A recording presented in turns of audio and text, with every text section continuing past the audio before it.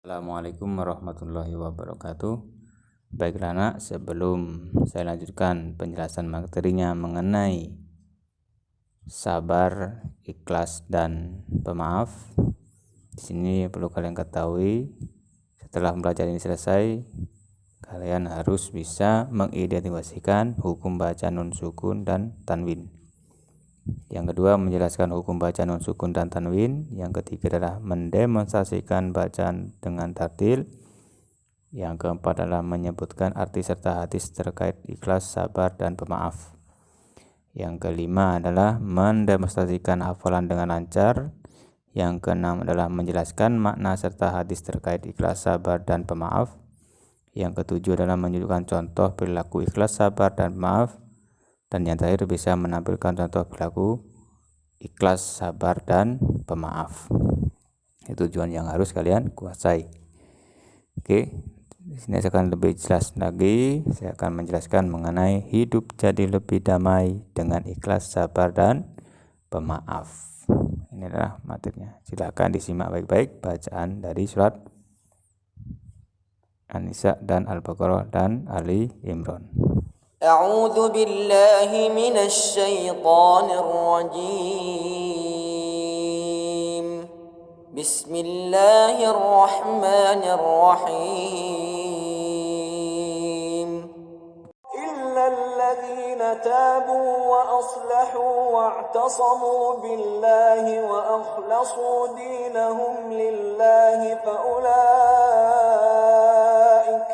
فأولئك مع المؤمنين وسوف يؤتي الله المؤمنين أجرا عظيما يا أيها الذين آمنوا استعينوا بالصبر والصلاة إن الله مع الصابرين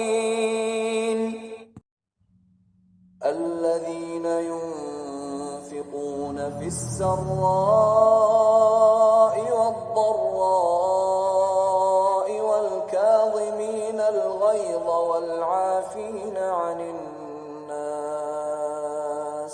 والله يحب المحسنين.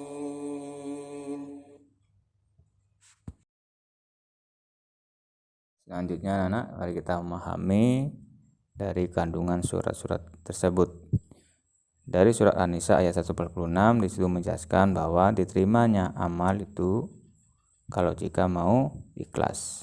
Kalau kandungan dari surat Al-Baqarah ayat 153 menjelaskan bahwa Allah itu bersama orang yang sabar. Dan yang terakhir, kandungan dari surat Al-Imran adalah orang yang bertakwa cirinya adalah orang yang memaafkan orang lain. Yang berikutnya adalah perilaku ikhlas. Perilaku ikhlas ini ada 6 macam. Salah satunya adalah gemar melakukan perbuatan terpuji dan tidak pamer. Ikhlas dalam beribadah, tidak mengharapkan pujian, selalu berhati-hati, tidak pernah membedakan amal besar kecil, tidak menghitung mungkit kebaikan yang pernah diberikan kepada orang lain. Inilah perilaku ikhlas. Berarti tidak pernah mungkit-mungkit. Yang berikutnya perilaku sabar. Perilaku sabar ini ada 3 macam, yaitu ada sabar dalam menjalankan perintahnya Allah, berarti harus sabar ya, dalam menjalankan semua perintahnya Allah. Yang kedua adalah sabar dalam menjauhi maksiat atau meninggalkan larangan Allah Subhanahu wa Ta'ala. Yang ketiga adalah sabar dalam menerima dan menghadapi musibah. Inilah bentuk-bentuk perilaku sabar ya. Sabar menjalankan perintah, dalam maksiat, dalam meninggalkan maksiat. Yang berikutnya perilaku pemaaf. Ada 3 macam perilaku maaf, yaitu memberikan maaf dengan ikhlas kepada orang yang meminta maaf, meminta maaf atas kesalahan yang diperbuat ya. Yang ketiga adalah tidak mendendam rasa benci dan perasaan dendam kepada orang lain. Ini adalah ciri-ciri atau perilaku pemaaf ya. Yang perlu dikatakan adalah tidak dendam kepada orang lain. Manfaat dari orang yang sabar, ikhlas, dan pemaaf adalah memberikan ketenangan dalam berpikir, membawa keberuntungan dan keselamatan dunia akhirat. Dan yang ketiga adalah mendapat pertolongan dan kasih sayang Allah dari Allah Subhanahu wa ta'ala. Inilah manfaat jika orang itu sabar, ikhlas dan pemaaf, ya. Yang paling penting adalah mendapatkan pertolongan dan kasih sayang dari Allah Subhanahu wa ta'ala. Oke, terima kasih. Sekarang kita akan menerapkan konsep ini untuk materi yang lebih kompleks. Terima kasih. Assalamualaikum warahmatullahi wabarakatuh.